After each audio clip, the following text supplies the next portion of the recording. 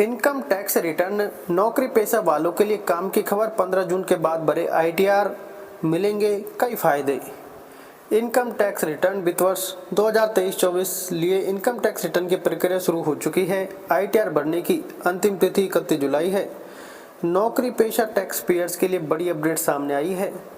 यदि आप हर महीने वेतन उठाते हैं तो आपको 15 जून के बाद ही आईटीआर भरने की सलाह दी जाती है। यदि आप ऐसा करते हैं तो आपको कई सारे फायदे मिल सकते हैं। क्यों भरें 15 जून के बाद आईटीआर?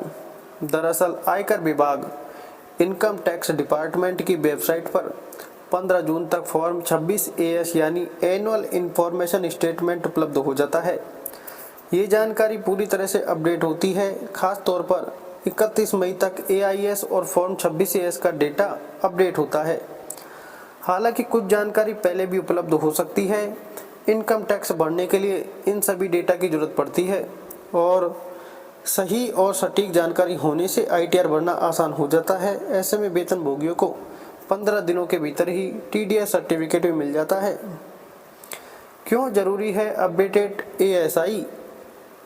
बता दें कि बैंकों और वित्तीय संस्थानों को क्रेडिट कार्ड बिल, डिपॉजिट ब्याज और सेविंग अकाउंट शेयरों, म्यूचुअल फंड, PPF और अन्य लेन देन का विवरण इनकम टैक्स डिपार्टमेंट को देना पड़ता है।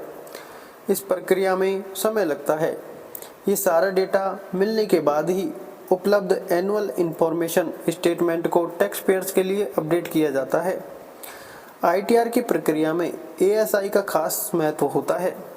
यह करदाता के ट्रांजैक्शन की जानकारी देता है। इससे पता चलता है कि वेतन से कितना टैक्स कटा और कितना जमा किया गया। भरना पड़ सकता है भारी जुर्माना। अधूरी जानकारी के साथ आईटीआर भरना आपको भारी नुकसान भी करवा सकता है।